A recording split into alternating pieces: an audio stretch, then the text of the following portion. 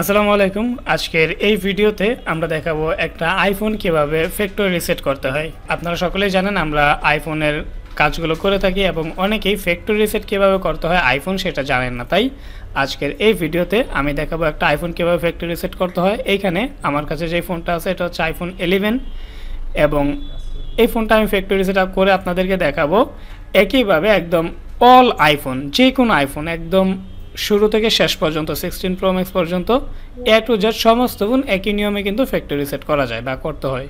So একটা iPhone factory reset করার জন্য প্রথমে হচ্ছে সেটিংসে যেতে হবে এবং এখান থেকে যেতে হবে জেনারেলে আসার পর নিচের দিকে যাব এবং এখান থেকে ট্রান্সফার অর রিসেট আইফোন এখানে ক্লিক করব।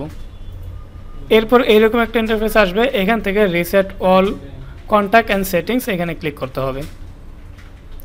এরপর এইরকম আসবে রিসেট দিস ফোন এবং এটা করলে কিন্তু সমস্ত ডাটা ফোন থেকে রিমুভ হয়ে যাবে।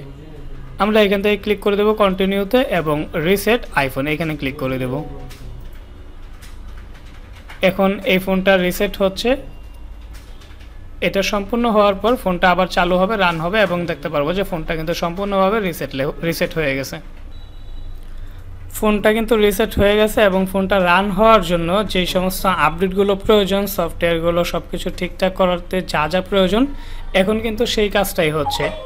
এটা সম্পূর্ণ হবে এবং সম্পূর্ণ হওয়ার পর ফোনটা কিন্তু রান হবে। এটা সম্পূর্ণ হওয়া পর্যন্ত আমরা অপেক্ষা করব। এই ফোনটা কিন্তু ফ্যাক্টরি রিসেট কমপ্লিট হয়ে গিয়েছে।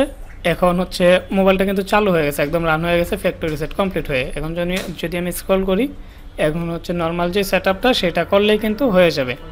ল্যাঙ্গুয়েজ ইংলিশ এবং কান্ট্রি সিলেক্ট করে দিচ্ছি আমরা বাংলাদেশ।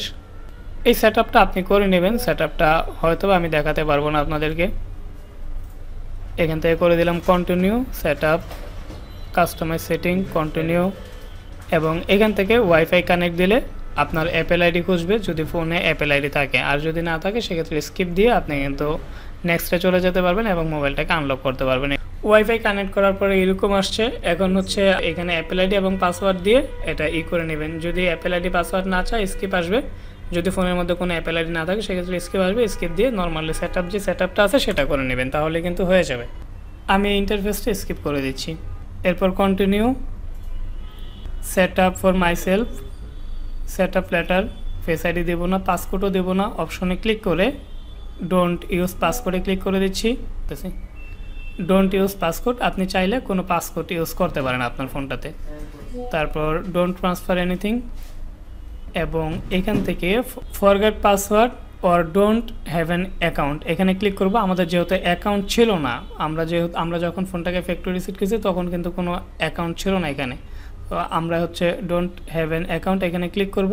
সেটআপ লেটার সেটিংস এবং ডোন্ট ইউজ এখানে ক্লিক করে এটাকে করে দেব এগ্রি এবং এখান থেকে continue, not now, setup letter, okay. Setup letter in setting, don't share. এরপর এখান থেকে যে কোনো একটা থিম দিয়ে কন্টিনিউতে ক্লিক করে দেব। মোবাইলটা কিন্তু আনলক হয়ে গিয়েছে। সো এইভাবে হচ্ছে আপনি একটা আইফোন ফ্যাক্টরি রিসেট করতে পারেন। সো এই ছিল ভিডিও, এই ছিল আইফোন ফ্যাক্টরি রিসেট করার কমপ্লিট একটা প্রসেস। আই হোপ এই ভিডিওটি দেখে আপনারা উপকৃত হবেন। ভিডিওটি ভালো লাগলে ভিডিওতে একটা লাইক এবং চ্যানেল নতুন হলে অবশ্যই চ্যানেলটা সাবস্ক্রাইব করে দেবেন এবং নেক্সট টাইম কোন ধরনের ভিডিও চান সেটাও কমেন্ট করে জানাতে পারেন। দেখা হচ্ছে খুব শীঘ্রই নতুন কিছু নিয়ে। ভালো থাকুন, সুস্থ থাকুন, আল্লাহ হাফেজ।